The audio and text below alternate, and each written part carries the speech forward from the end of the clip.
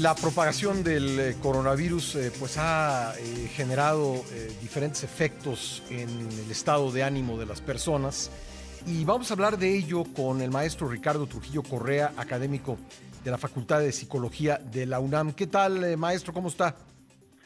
¿Qué tal? Muy buenos días. Bueno, si quiere, comenzamos hablando por las compras de pánico, por qué estamos viendo este fenómeno conforme pues se da a conocer la información de la propagación del coronavirus. Bueno, hay que entender primero, pánico, miedo, nos pueden parecer, por un lado, en un momento, unas reacciones negativas, incómodas, pero en realidad son actos del ser humano que intentan o buscan un equilibrio. Cuando se siente en una situación de desequilibrio, entonces es un mecanismo de adaptación común en el ser humano. Lo que puede llegar a ser problemático es que cuando se supera cierto nivel de miedo y de pánico, nos lleva justamente al escenario contrario, que es seguramente donde ahorita vamos a encontrarnos, que es donde este pánico empieza a contagiarse. Tiene la misma lógica de un virus, hecha la metáfora de esta manera, Es contagioso. psicológicamente hablando. Es contagioso, es muy contagioso. Sí. Incluso yo ya sabiendo y conociendo la nota y todo esto ayer que estaba en un supermercado, efectivamente vi cómo faltaba un poco de papel de baño y hasta yo mismo pensé, bueno, pues a lo mejor sí nos va a hacer falta. Es decir, se contagia porque no apela a nuestra racionalidad, sino apela a este instinto que tenemos Ujú. de que cuando tenemos un cierto desequilibrio buscamos equilibrarnos y de ahí entonces se explica cómo cuando observamos un comportamiento donde empezamos a ver que mucha gente hace algo, lo intentamos imitar porque pensamos entonces que nos encontramos en ese desequilibrio. ¿Qué pasa con la parte más racional del ser humano en esos momentos? Se borra totalmente y en ese sentido lo que estamos buscando evidentemente es la seguridad. Entonces, por lo tanto, los mecanismos de racionalidad quedan totalmente superados por una sensación y un llamado totalmente del cuerpo para mantenernos y regresarnos a un estado donde nos sintamos con cierta seguridad y cierto equilibrio. No es exclusivo de los seres humanos, lo podemos ver, por ejemplo, en el cardumen, es el pez, que es justamente la idea de que cuando somos más nos encontramos en una cierta seguridad que cuando vamos solos.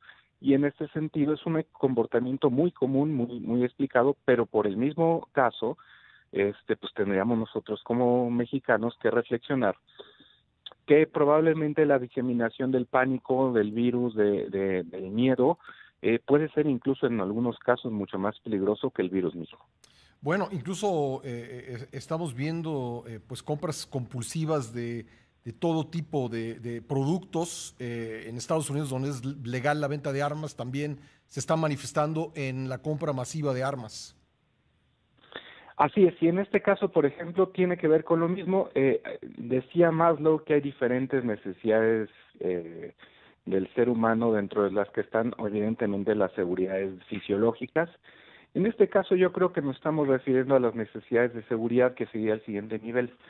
Y por lo tanto, entonces nosotros los humanos buscaremos en este sentido ir cubriendo desde las necesidades más básicas e ir subiendo poco a poco para que Sí. en ese sentido nos vayamos dando esta especie y certeza.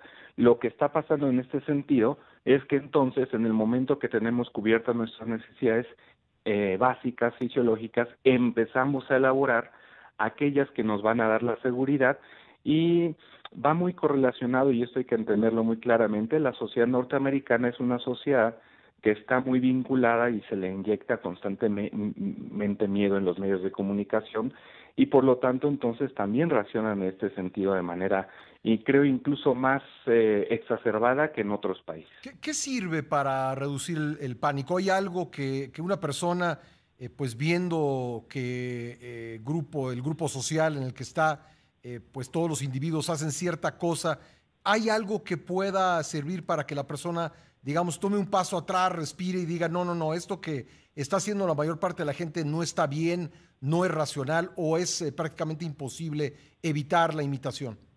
No, no, no. Afortunadamente la solución en realidad es muy sencilla, es hasta de sentido común, pero la investigación psicológica lo demuestra. No necesitamos grandes técnicas, grandes teorías. con información, con contexto, de repente esto ayuda a que de repente la persona entonces empiece a asimilar, a dar cuenta de cuáles son sus opciones, si lo que está haciendo realmente es correcto o no.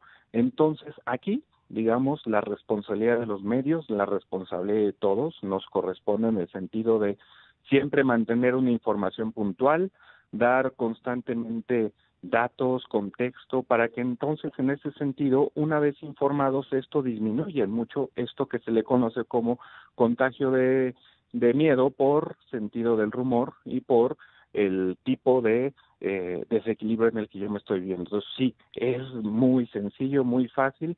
En el momento que nosotros vamos dando información y contexto en conjunto a la población, esto hace que se disminuyan este tipo de comportamientos. Doctor, me gustaría también que habláramos sobre pues el aislamiento social en el que muchas personas están entrando, ya sea porque las obliguen las autoridades o ya sea porque lo hagan por voluntad propia, por el temor a contagiarse. ¿Qué efectos puede tener el aislamiento? Voy a tener que hacer un corte en unos momentitos, pero me gustaría que pudiésemos abordar el tema a profundidad. Adelante. Gracias. Vamos a regresar un momento más con el maestro Ricardo Trujillo Correa. Hay que hablar sobre este fenómeno, lo que va a provocar, ya está provocando en muchos países el aislamiento, el estar varios días en casa. Regresamos enseguida para continuar esta conversación. No se vayan. Estamos platicando con el maestro Ricardo Trujillo Correa, académico de la Facultad de Psicología. Maestro, ¿qué efectos produce el aislamiento o el distanciamiento social? Bueno, en este caso la palabra en sí mismo parece tener una connotación de corte negativo, pensando que el aislamiento es algo negativo, que no nos favorece, que no ayuda, que no apoya, pero generalmente cuando trabajamos terapia en este sentido con los pacientes, y en muchos casos tiene que haber un cambio de vida, y un cambio de vida de una persona a la que no está acostumbrado a ciertas características, generalmente lo que ayuda para hacer este cambio de vida es tener claro el objetivo y que la persona pueda definir de manera verbal cuál es el objetivo por el cual se está realizando este cambio de manera comportamiento. verbal, conviene hacerlo. De manera verbal, así es, que pueda hablar y decirlo de manera abiertamente y claramente cuál es el objetivo por el cual se da el cambio de comportamiento. Esto no nada más, evidentemente, de esta situación, sino en todas las situaciones en donde tiene que haber como tal un proceso de salud. Pues, maestro, le agradezco mucho que nos haya tomado la llamada. Un gusto. Gracias. Hasta luego. Ricardo Trujillo Correa, académico de la Facultad de Psicología.